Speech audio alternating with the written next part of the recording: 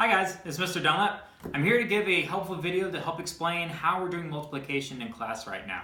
Now, in class, we're multiplying two-digit numbers and we're learning a lot of different methods, but I want to make a quick video to show you how to use what's called the base 10 multiplication method. So come on over and I'll show you what I'm working on. Now, today's problem we're going to look at is going to be 22 times 34. And for the sake of this problem, we're going to use special symbols. We're going to use a cube, which represents 1 unit. We're going to use a rod, which represents 10 units, and we're going to use a flat, which represents 100 units. So with that in mind, we can go ahead and get started. Now the first thing I want to do is I'm going to draw about half of a box like this. I'm going to put my first number, 22, on the top, leaving a little bit of space under the line. And I'm going to take my second number, 34, and put it to the side, again leaving a little bit of space here. Now, using our base 10 method, we're going to draw out visual representations of these numbers. Now, since I have two 20s, or two 10s rather, I'm going to use two rods. So I'm going to go ahead and draw two rods. And since I have two 1s, I'm going to draw two cubes right next to those. So now this represents 22. And I'm going to do the same thing down here for 34, but I'm going to build it going down this way. So that's going to give me 3 rods. And 1, 2, 3, 4 cubes. Now, once I've got both of my numbers, what I'm going to do is start multiplying line by line. Now, you can either go up and down and multiply in rows, or what I like to do is go from left to right this way in rows. So when I multiply 10 times 10 or a rod times a rod, I get a flat. So essentially this represents 10 times 10 equals 100. And I'm going to continue this math through the entire row. So 10 times this 10 is also 100. Now 1 times 10 is going to give me 10. So I draw a rod there. And then 1 times 10 again gives me another rod. And I'm going to continue this process all the way down through every single row. Here I've got the same problem again essentially. I've got 10 times 10 is 100. 10 times 10 is 100. 1 times 10 is 10. And 1 times 10 is another 10.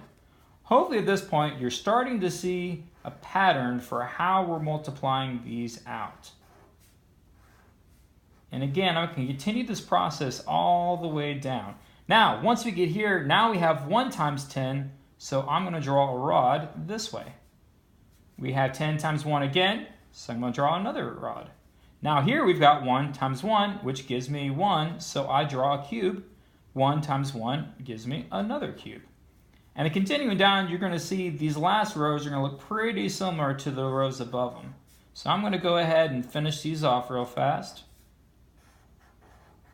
This is the fun part. When your students are drawing this, make sure they're drawing it clearly and keeping their units in rows. It's going to make it a lot easier after this step to count up how many of each we have and determine what our total is going to be. So, as you can see, I've now drawn out every single row and see how they're nice and perfectly lined up. Now, if your student's working this and you start to see a gap like here, typically that means they haven't multiplied all the way across. So this would be a good point to go back and check their math. Now, they don't necessarily have to do this, but for the sake of the demonstration, I'm going to go ahead and write value over each one of these. Now this is a flat, so that is 100. This is also 100. All these flats are 100. Now, all my rods are going to be 10s. So I'm going to go ahead and write 10 over each one of them.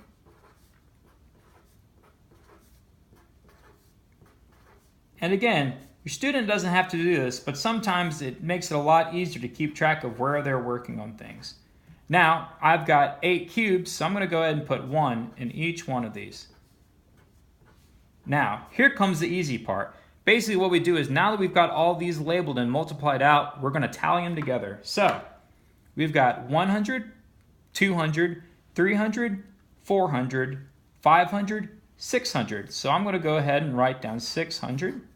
Now we've got 10, 20, 30, 40, 50, 60, 70, 80, 90, 100, 110, 120, 130, 140, which I'm going to put down here. And I've got 1, 2, 3, 4, 5, 6, 7, 8. And then once I've got all these, I'm going to tally these together. 0 plus 0 plus 8 equals 8. 0 plus 4 equals 4. And 6 plus 1 equals 7. So my answer is 748. Now, the best way I would say to check this is to use your calculator. Maybe don't tell your student that, but it's a great way to tell if they're right or if they messed up at some point in the process. But since I've already solved this, I know that I'm right. Well, that's it, guys. I'll see you in my next video. Thanks.